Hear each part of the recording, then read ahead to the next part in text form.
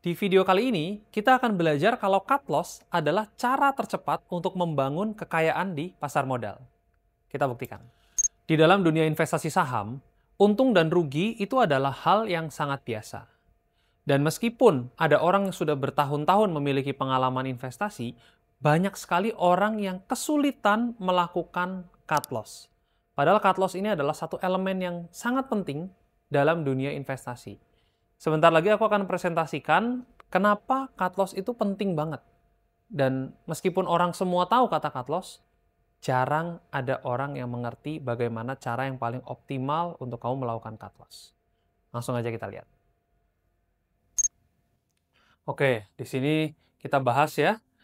Pertama kita harus tahu dulu kenapa orang bisa sering rugi dan sulit cut loss. Jadi kalau rugi dibiarin rugi terus gitu. Itu yang harus kita cari tahu kenapa. Satu adalah memiliki ego yang tinggi. Oke, ini tuh musuh manusia nomor satu. Oke, terjerat anchoring bias. Anchoring bias ini saya sudah bahas di video saya yang sebelum-sebelumnya bahwa orang kalau masuk dia tuh merasa harga dia adalah harga yang terbaik dan cenderung akhirnya muncul wishful thinking, menunggu kayak misalnya masuk saham ABCD harganya 1.000 gitu. Harganya udah turun ke 900, dia merasa nanti kan naik lagi, nanti kan naik lagi. Dan ego yang tinggi, lagi-lagi merasa dirinya paling benar. Nanti akan naik lagi. Ini musuh terbesar kita dalam investasi saham ataupun investasi apapun.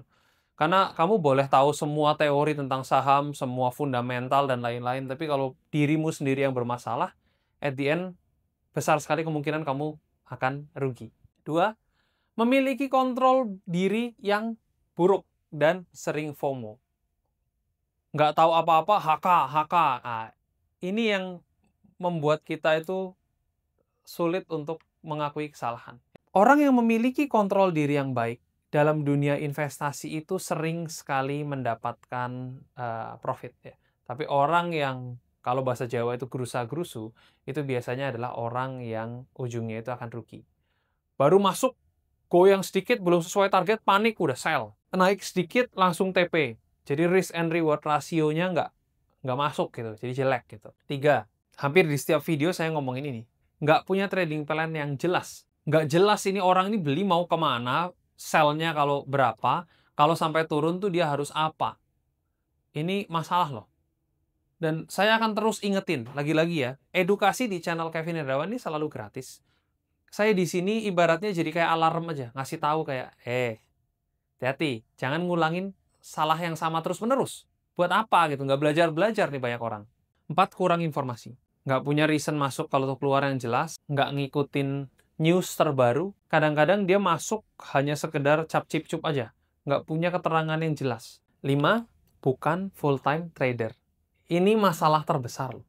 Pertama saya harus bilang dulu, investasi saham itu tidak mudah kalau kamu betul-betul mau mencapai performa yang luar biasa. Investasi saham itu tidak bisa ditinggal tidur.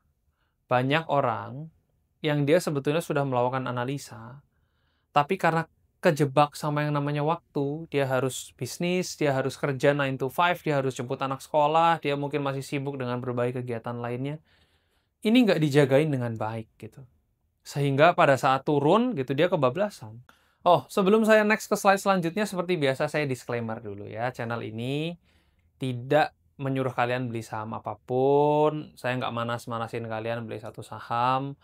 Dan edukasi di channel Kevin Hendrawan Investing selalu gratis. Oke? Masalah kamu mau berlangganan produk saya atau enggak, saya nggak urusan. Yang penting edukasi saya berikan secara cuma-cuma. Oke. Kalau kalian mau masuk di sebuah saham, ada satu pertanyaan yang kalian itu harus jawab sebelum kalian entry atau masuk. Oke? Yang pertama, punya reason yang jelas. Why, membeli saham ini. Why-nya itu harus jelas. Jangan sampai why-nya itu kamu nggak tahu. Pengen aja beli, kayaknya seru deh. Lucu deh. Si A bilang ini, influencer ini bilang ini. No, dengerin dulu. Kamu harus make your research sampai kamu menemukan why kamu membeli saham yang kamu mau beli. Misalnya, karena ada berita yang menarik. Apakah ada corporate action? Apakah karena ada berita turnover something, bener-bener spin-off story yang besar. Nah, corporate action apa? Mau backdoor listing misalnya, sekarang lagi musim gitu. Atau bagi dividen, atau company buyback. Itu kamu harus cari tahu dulu. Apakah secara technical sudah berada di level yang tepat? Ini berada ya, saya salah ketik. Analisa tuh layering. Kamu harus lihat dulu ada berita apa, ada sesuatu yang menarik atau enggak, secara teknikal menarik atau enggak.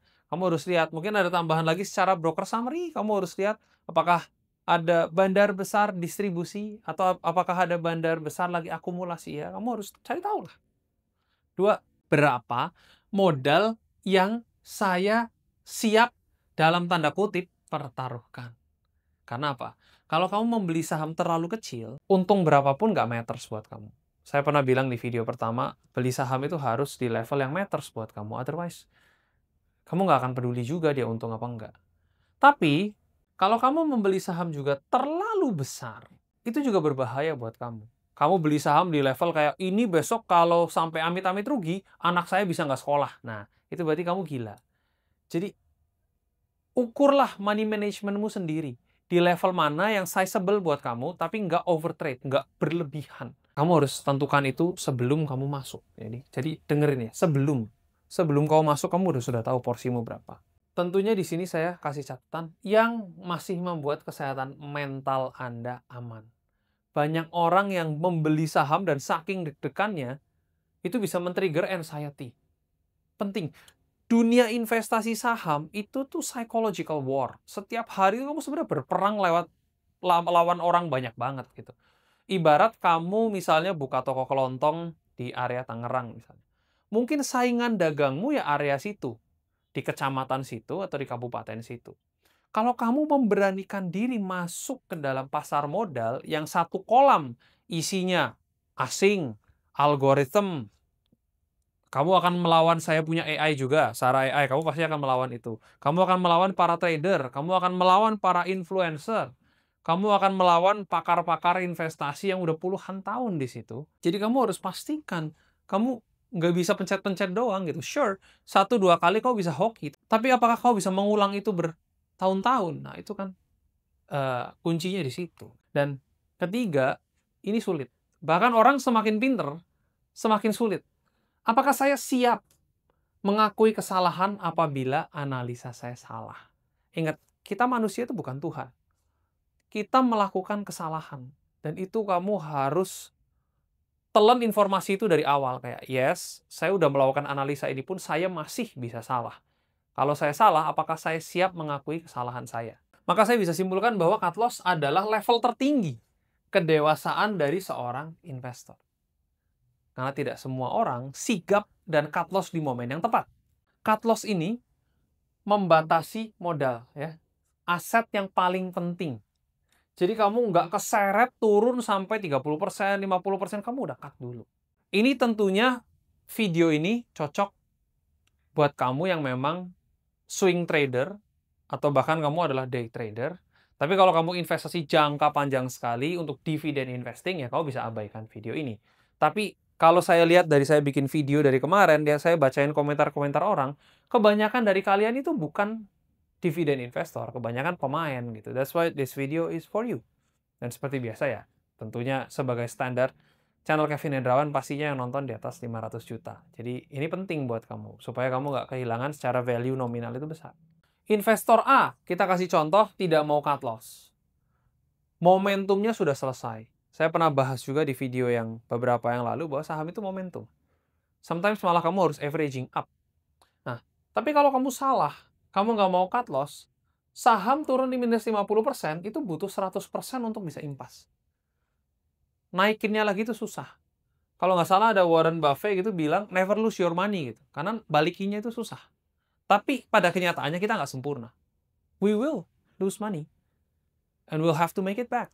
Dengan cara apa ya? Lebih baik disiplin cut loss. Misalnya 7%, misalnya. Tapi kebanyakan orang even 7% itu terlalu besar. Ada yang maunya cuma 3% atau 5%. But it's okay, it's up to you. Kalau kamu disiplin cut loss, kamu pindah ke saham yang naik 15%, kamu sudah PEP. Oke? Dan saya ingetin berkali-kali bahwa di Indonesia ini ada 900 emiten, Mungkin ada sekitar 50-100 yang jalan dengan normal. Jadi ada 50 kali kereta yang bisa berjalan, atau 100 kali kereta yang bisa berjalan, akan selalu ada kereta-kereta baru. Jadi jangan pernah ketinggalan. Dalam 3 rotasi aja, modal investor B bisa bertumbuh jauh lebih cepat. Dibandingin kamu, ya udah nunggu lama, waktu gitu loh. Ini yang saya sering bilang, karena waktu itu penting ya. Jadi kalau kamu cepat-cepat cut, cari yang naik, nanti cut lagi, cari yang naik lagi, ya bisa saja kamu bisa recover dan bahkan bisa profit. Dan of course cut loss itu memutus ego, bukan memutus modal ya. Karena again, orang yang egonya tinggi sulit sekali melakukan cut loss.